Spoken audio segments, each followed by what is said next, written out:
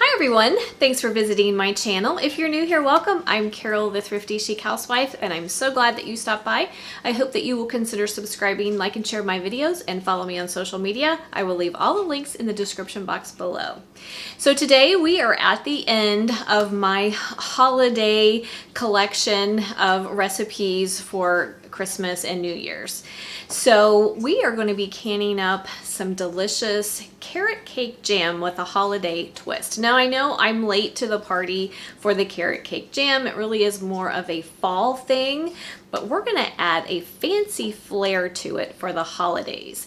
I ran out of time to do the carrot cake jam for fall, so I decided to do it for the holidays instead. You guys have requested it a number of times, so we're going to do it, but we're going to give it a holiday twist. So to do that, I got to looking at different carrot cake recipes and trying to come up with a way to give it a twist and still keep it true to tasting like carrot cake.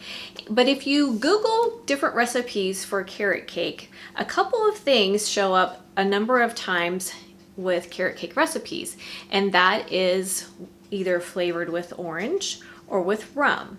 So we're going to fancy ours up today, and we are going to be using some delicious Gran Marnier. Yes, we're going to make it nice and fancy for the holidays. Gran Marnier is a orange flavored cognac basically.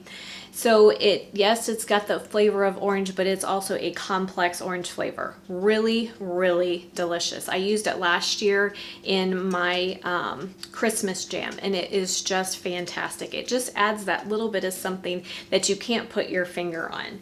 So that's what I'm going to be using, but you could certainly use a different type of liquor if you prefer, or a liqueur.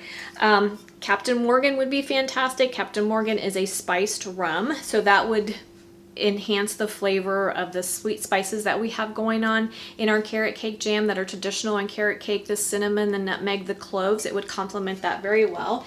So you could use spiced rum. You could also use some Cointreau. I'm not sure if I said that exactly right, but it is also an orange liqueur, but it's a little bit different from Gran Marnier. Like I said, Gran Marnier is technically a cognac. Cointreau has a brighter, more distinct orange flavor to it. It's not complex like Gran Marnier is. And for me, Gran Marnier is just fancy, and it just will bring out the spirit of the holidays, in my opinion. So we're going to add just a little bit of it to our jam to make it more holiday-ish and more fun. If you prefer, you can leave the liquor out, but I promise you guys, if you've hung around my channel very much, you know that I do enjoy cooking with wine or with different flavored liquors. It just adds that little bit of something to your dishes that you can't quite put your finger on. You don't taste alcohol. So if you're not a drinker, don't shy away from cooking with wine or different types of liquor. The alcohol cooks away, so you don't really taste that. You're just left with this complex flavor in the background, like I said, that you really can't put your finger on what it is, but it definitely elevates whatever dish you're making. So in this case, we're going to elevate our carrot cake jam. We're going to give it a holiday fancy flair and make it nice and yummy, and I'm going to use some Gran Marnier. Also going to be canning this up, so you can water bath or you can steam can this. I'm going to be steam canning. You guys know that I love steam canning, so you need some 8-ounce jelly jars to can this in. I will say this, there are a couple of different recipes that I found for carrot cake jam. One of them includes some other low acid things that I don't know that I would feel comfortable canning.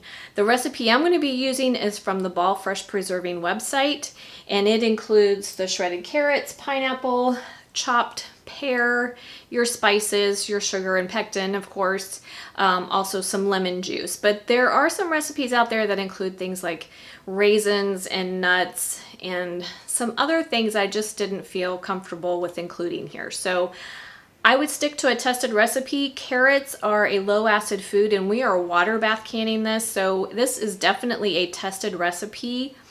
So I wouldn't tweak this too much with other things, especially low acid things. So make sure you stick to the correct amount of carrots that is called for in this recipe, and try not to add other things that would change the acid level of your jam. That could be a bad thing. The other thing that I wanted to mention here is we need to use classic pectin for this jam, which means it's going to take quite a bit of sugar. It takes 6.5 cups, I believe. And if you've hung around my channel very much, you know that I like to cut out sugar where I can. Most often when I make jams or jellies, I do try to do a low sugar version. But in this case, I'm not going to do that because the carrots are low acid, and I'm sure the sugar acts as a preservative to help with that. So I don't feel comfortable cutting back on the sugar in this recipe. So I can't recommend that you do that and feel comfortable with it. So even though I like to do that when I can, this is just not one of those things where you want to cut back on the sugar or on the richness of it. So I would can it as is. The only thing I'm adding is a little bit of orange flavored liqueur, which I know I can safely do. So I highly encourage you to not tweak this recipe too much. So anyway, like I said, we need crushed pineapple. You're going to need 1 3/4 cup of crushed pineapple with the juice. I did have to use the larger can, the 20-ounce can. It doesn't use quite all of it. To get 1 3/4 cup, there's like maybe 1/4 cup left. So it's not quite the whole can, so make sure you measure it exactly. We need 1.5 cups of carrots. We need and you want your carrots to be finely shredded.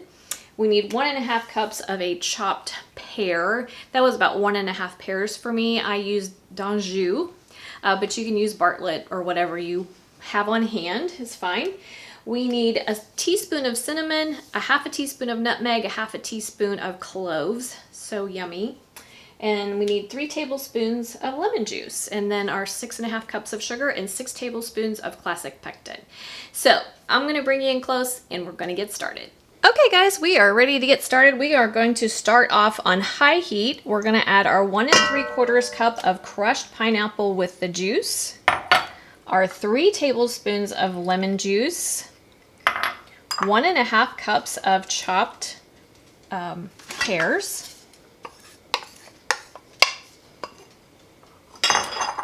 and 1.5 cups of finely shredded carrot. And then we're going to add our spices. We need 1 full teaspoon of cinnamon. Now, dried spices are one thing that can be safely adjusted in canning. So if you want more or less of these spices, or if you'd like to add an additional spice, it's totally fine to do that. I'm going to stick pretty close to the recipe. I think the spices are great the way that they have suggested to use them. So we need 1 teaspoon of cinnamon. We need 1/2 teaspoon of ground cloves. Cloves are very potent, so I wouldn't add any more than that. And then we need about 1/2 teaspoon of ground nutmeg as well.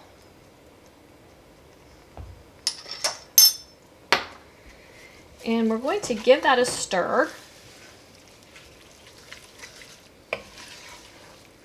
Pretty already. The orange and the white and the yellow, just beautiful. All right, we're going to bring this up to a full boil. Once it comes up to a boil, then we're going to reduce our heat to low. We're going to cover it and we're going to let it simmer for about 20 minutes. Okay guys, we are at a full boil. So now what we need to do is we're going to give it another good stir to make sure nothing sticks. We're going to reduce our heat to a medium-low. Low, medium, low, depending on your stove. And we're going to put the lid on and we are going to let that simmer for 20 minutes. Okay guys, while your carrot mixture is cooking, you want to make sure that you stir it occasionally so that nothing is sticking or burning.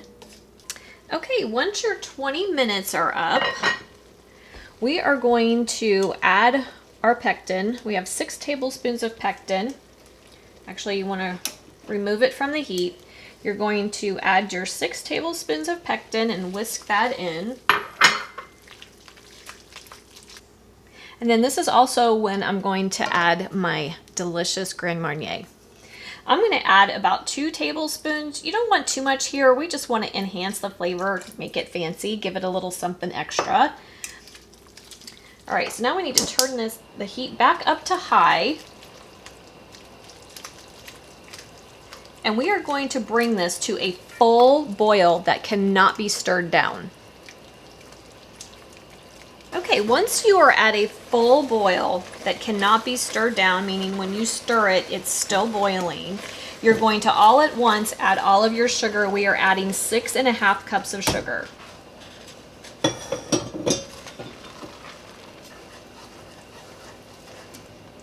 And you want to make sure your heat is on high the whole time.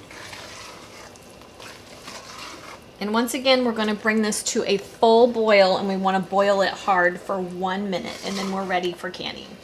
Okay, once you are back up to a hard boil, and just as a side note, you want to make sure that when you're making jams or jellies that you are on a high heat the whole time, unless otherwise specified in your recipe. But to get up to these hard boils, you want to be at a high heat, or you run the risk of overcooking your jam, and we don't want that. Okay, so we are boiling hard, so we need to time 1 minute. And then we are ready for canning. Okay, modern canning guidelines state that we do not need to pre-sterilize jars or lids if we are canning for 10 minutes or more, and we are going to be canning for 10 minutes. So I just thoroughly washed my jars and my lids. I rinsed my lids, set them aside, and I kept my jars hot in a sink full of hot water. So make sure you're starting with hot jars. And I have my canner ready. According to my canner's instructions, I have 3 quarts of near simmering water in the bottom of my canner with my rack. So we are ready to go. Make sure you follow whatever instructions are that go with the canner that you are using. So we're ready to ladle in our jam, and we need 1/4 inch headspace.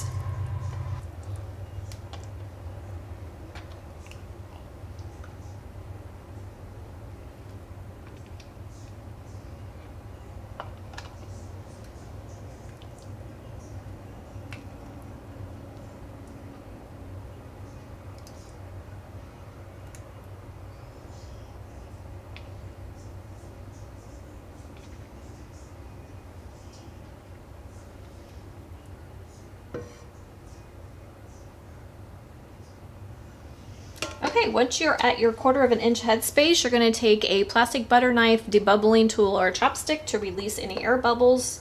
Just poke around your jar. Look how beautiful that jam is, and my goodness, does it ever taste yummy. Okay, after you release your air bubbles, you're going to take a paper towel or dishcloth dipped in vinegar and wipe your rim. Make sure there's nothing to interfere with a good seal. Then we're going to center our lid.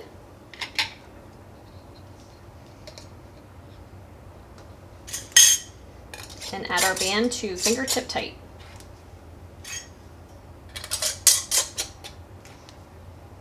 And in the canner they go.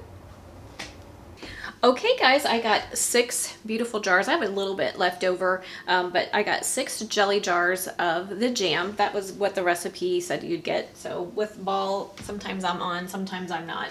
So anyway, go ahead and put your lid on. As I mentioned, you can water bath can this, or you can steam can this. I'm going to be steam canning.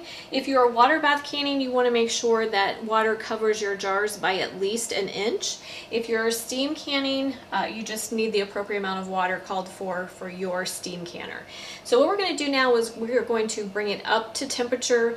For my steam canner, I have a gauge on the top of my lid that tells me when I'm in my green go zone, when I can start timing. If you are water bath canning, you're going to be at a full rolling boil before you start your processing time. Okay guys, once you're at a full rolling boil, if you're water bath canning, or in your green zone for steam canning, also for steam canning you should have steam coming out, a steady stream of steam coming out of your vents that's about 6 inches long. So when you're there, you can start your processing time. We are timing for 10 minutes.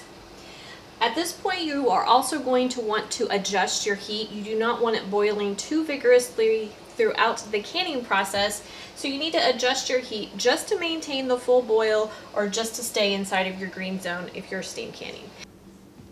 Okay guys, we are all done. Once my processing time was up, I turned my heat off and took the lid off, and then I let my jar sit for 5 minutes. And our beautiful jam is all done. Isn't that pretty? Beautiful color. So good. Now here's what I had left over. I had almost enough to do another jar. I wanted to show it to you. Doesn't that look good? So pretty. And it tastes absolutely amazing, you guys. You have got to try it with the Gran Marnier. It just puts it over the top. It's not an overpowering orange flavor. It's just a little bit in the background. Complements the carrots perfectly. So it is a delicious flavor profile. So I hope you will give that a try. So this wraps up my holiday canning series. I will have another video coming up in another day or so that will kind of put everything together that we've been working on for gifting, because this will make a great gift for Christmas. So anyway, it will be a part of that video, and then we'll move on to some other things. So but thanks so much for joining me today, guys. I appreciate you all so very much. I hope you are enjoying this wonderful holiday season, and I will see you next time. Have a great day.